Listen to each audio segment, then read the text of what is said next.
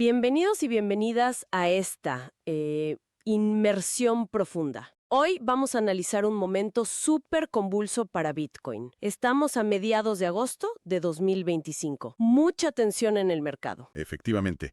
El contexto era, veníamos de una euforia, ¿no? Se había tocado un máximo histórico, casi $115,000. Impresionante. Pero casi de inmediato, ¡pum!, un desplome abrupto.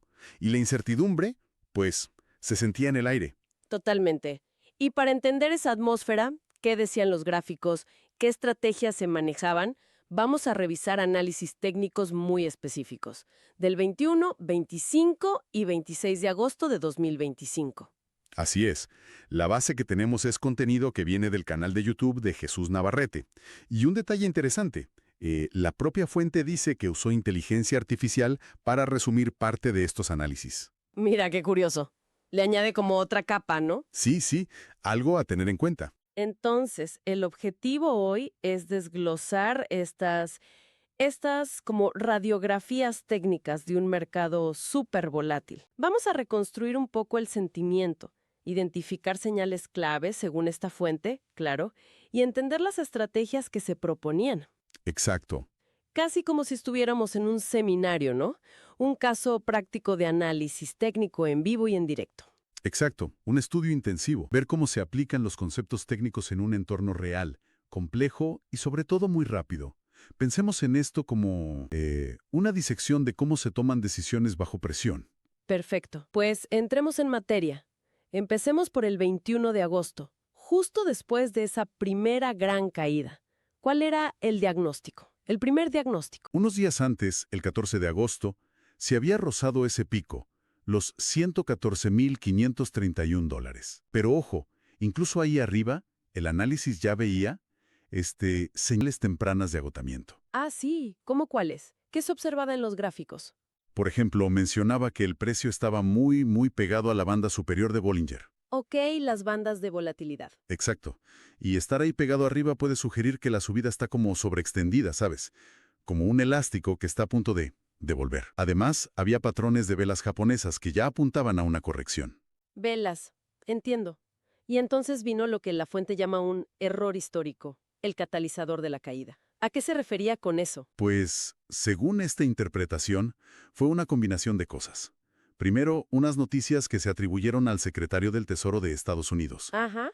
que decían básicamente que el gobierno no iba a comprar Bitcoin. Y bueno, noticias así, sean ciertas o no, generan nerviosismo. Claro, siempre impactan. ¿Y el segundo factor? ¿Mencionaste una combinación? Era algo con un gran jugador. ¿Una ballena? Exacto, una ballena. Ese es el término, sí, para un inversor con tanta plata que puede mover el mercado. Ok. Pues se reportó una maniobra de una de estas ballenas, vendió y recompró rápido unos $800 millones en Bitcoin. ¿800 millones? ¡Wow! Eso sí que mueve el avispero. Definitivamente. Inyectó una volatilidad masiva. ¿Y el impacto técnico de toda esta mezcla? Fue fuerte. Muy significativo. Se perdieron soportes clave como los $108,211.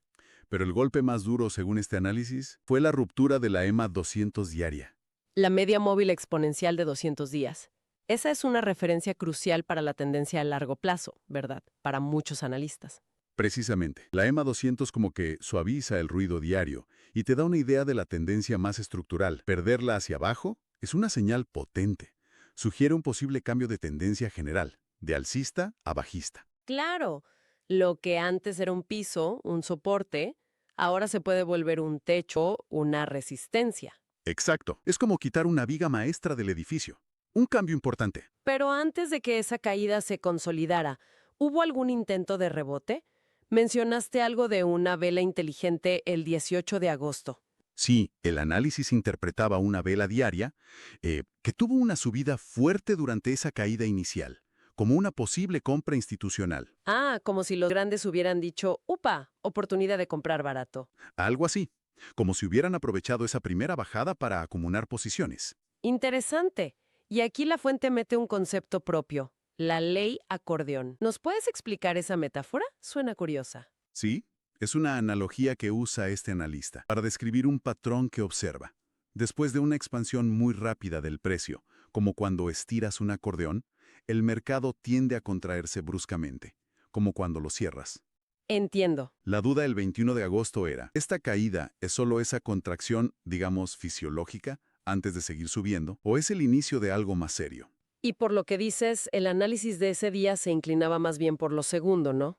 El tono era pesimista. Claramente pesimista. La vela mensual ya estaba en rojo, los indicadores diarios negativos, y se mencionaban múltiples cruces de la muerte. Cruces de la muerte. Suena bastante dramático. Técnicamente, ¿qué son? Bueno, ocurren cuando una media móvil de corto plazo, por ejemplo, la de 20 días, cruza por debajo de una de más largo plazo, como la de 50 días. Es una señal bajista clásica. Ok, Se interpreta como que el impulso a corto plazo está perdiendo fuerza respecto a la tendencia más larga. Sugiere un cambio a la baja que podría ser más sostenido. entendido. Con ese panorama tan, bueno, tan gris, ¿qué estrategia se recomendaba? La palabra clave era extrema cautela. Se desaconsejaba explícitamente el swing trading. O sea, las operaciones de días o semanas, fuera. Fuera. Y el holding, mantener a largo plazo, tampoco. Entonces, ¿qué quedaba sobre la mesa? ¿Qué sí se podía hacer? Pues el scalping. Operaciones de muy corto plazo. Buscar ganancias pequeñas en movimientos rápidos. Y principalmente apostando a la baja. O sea, operaciones en corto. Operar en corto. Sí.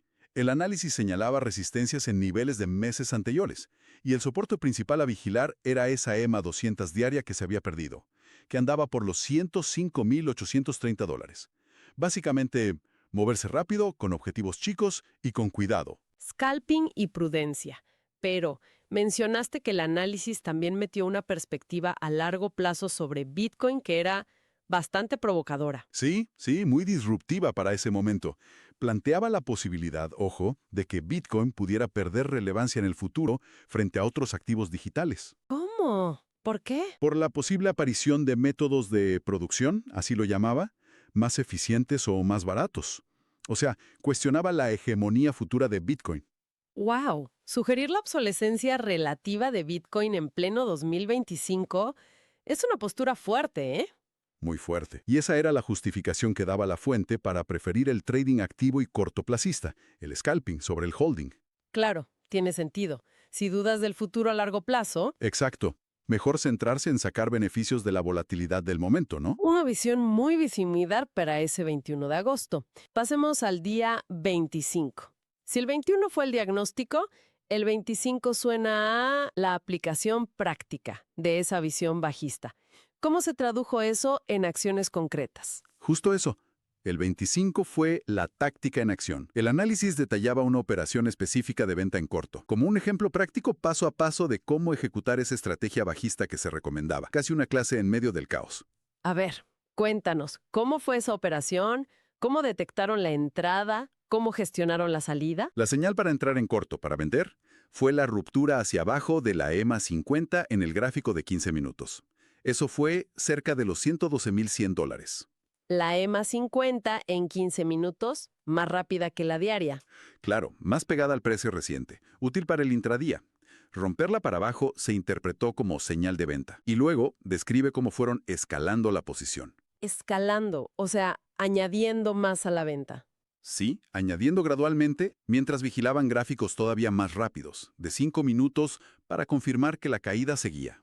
Un seguimiento súper cercano. Y la salida, que a veces es lo más difícil. Clave, sí.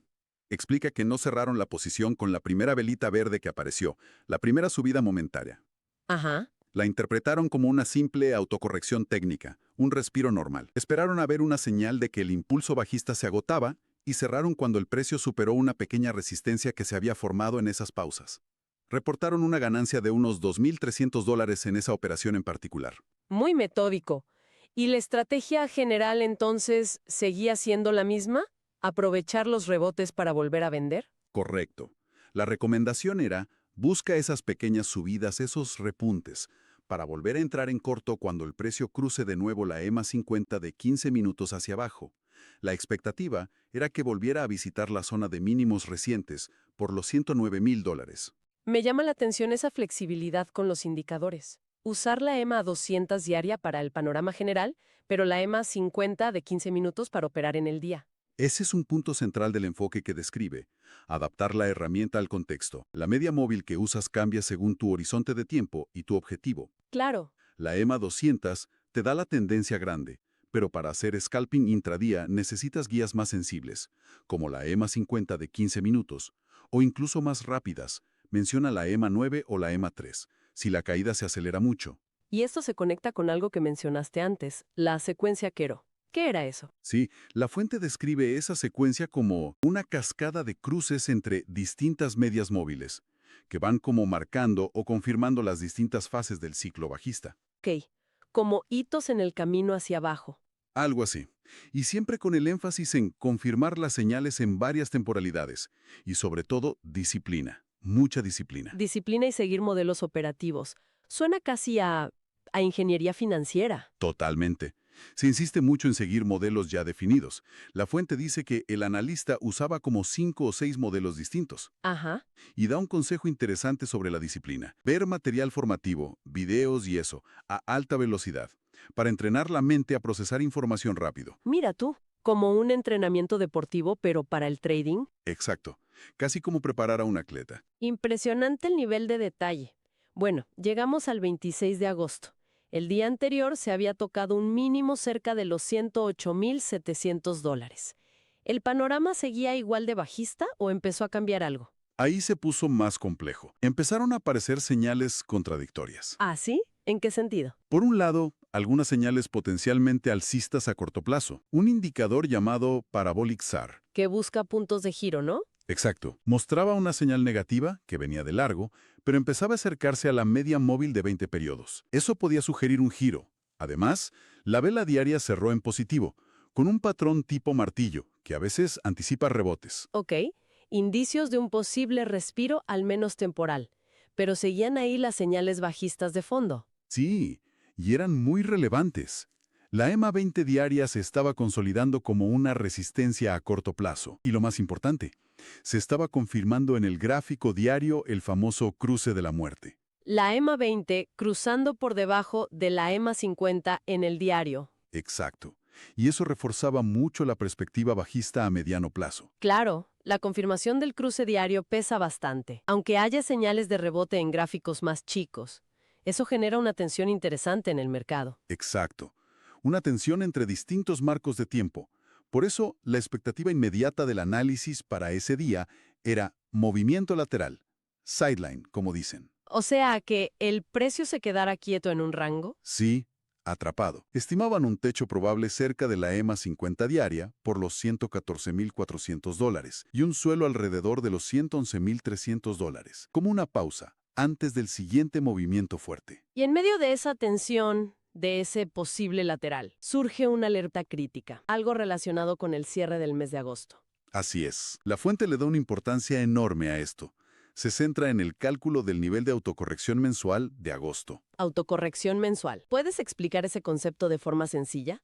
¿Qué mide? Imagina que tomas el rango de precios que ha tenido Bitcoin durante todo el mes hasta esa fecha, el máximo y el mínimo. La autocorrección es, básicamente, el punto medio de ese rango. Ok, el punto de equilibrio. Funciona como un indicador del punto de equilibrio que el mercado percibe para ese mes. En ese momento se calculaba cerca de los $116,600. ¿Y por qué ese nivel se consideraba pésimo, según la fuente? Porque ya había caído respecto a cálculos anteriores de ese mismo mes. Indicaba que el mercado estaba aceptando precios más bajos como normales para agosto. Y además, ese nivel ahora actuaba como una resistencia fuerte. Pero lo realmente crítico era compararlo con el nivel de autocorrección de julio. La comparación mes a mes. ¿Cuál era el de julio y por qué era tan vital? El de julio había sido $114,100. Y la alerta máxima, que la fuente bautizó Don Divino, para subrayar la gravedad. Don Divino, no se andaban con chiquitas con los nombres, ¿eh? Para señalar que era algo muy serio. La alerta era, si Bitcoin hacía un nuevo mínimo a finales de agosto, y eso arrastraba la autocorrección de agosto por debajo de la de julio, o sea, por debajo de $114,100, Sería muy mala señal. extremadamente negativa. Una secuencia descendente de estos puntos de equilibrio mensuales, agosto peor que julio, apuntaría a una debilidad estructural muy profunda. Entiendo la lógica.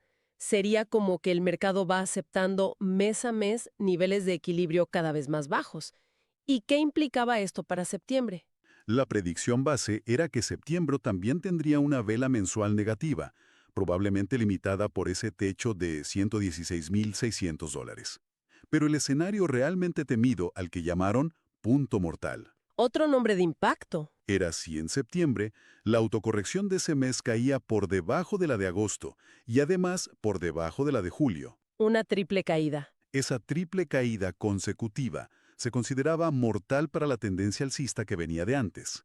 Y fíjate, la fuente comparaba a este patrón potencial con uno similar que ocurrió antes de una caída fuerte en otoño de 2021. Ah, usando la historia para prever. Exacto, mostrando cómo usan patrones históricos para anticipar riesgos grandes. Fascinante cómo buscan esas analogías históricas. Oye, antes de cerrar, recapitulemos un poco la filosofía de trading que se ve detrás de todo este análisis tan detallado. Sí, se puede resumir en varios pilares clave. Primero, la memoria, aprender de la historia del mercado, como acabamos de ver.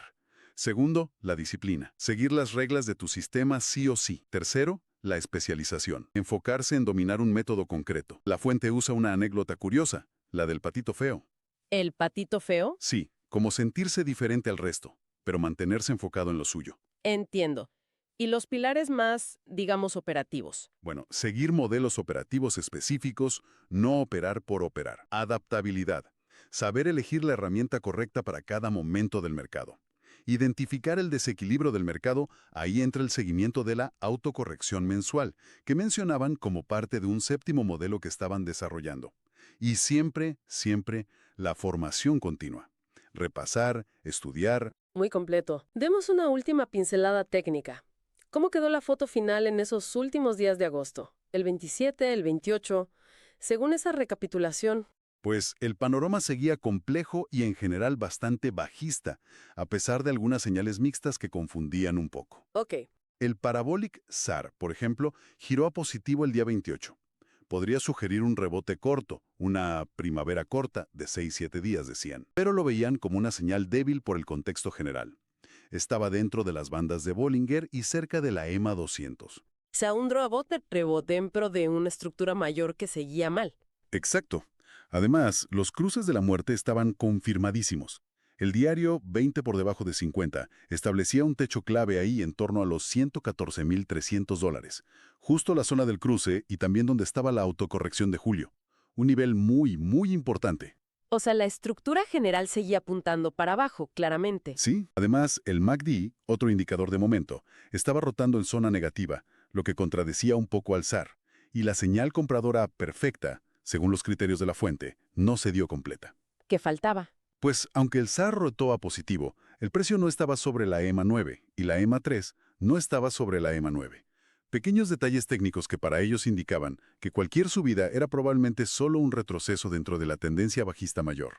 Entendido. ¿Y el rango de precios? Se estaba estrechando entre ese techo de $114,300 y un suelo que se repetía cerca de los $112,000 o $111,670 si mirabas promedios de cierres recientes. La vela de 7 días era casi un doji, muy neutral. Mucha indecisión. ¿Y la vela mensual de agosto? La que tenía la alerta Don Divino. ¿Cómo cerró al final? Pues cerró de forma precaria, por debajo de la autocorrección de julio. Así que sí, activó la alerta Don Divino. O sea, la señal de alarma se encendió. Se encendió, y el escenario punto mortal parecía inminente si en septiembre la autocorrección volvía a caer por debajo de la de julio. A todo esto se sumaba otra preocupación. ¿Cuál? El riesgo de que empresas que tenían Bitcoin en sus tesorerías tuvieran que vender forzadamente si el precio seguía bajando mucho más. Eso podría acelerar la caída. Claro, ventas forzadas siempre complican el panorama. La analogía final que usaban era la carreta, el precio, debe seguir a los bueyes, los indicadores bajistas. O sea, esperaban que el precio terminara cayendo para alinearse con las señales técnicas bajistas. Bueno, creo que hemos diseccionado bastante bien esa atmósfera tan tensa y toda la metodología de análisis técnico que se aplicó en esos días críticos de agosto de 2025 para Bitcoin. Ha sido un recorrido interesante.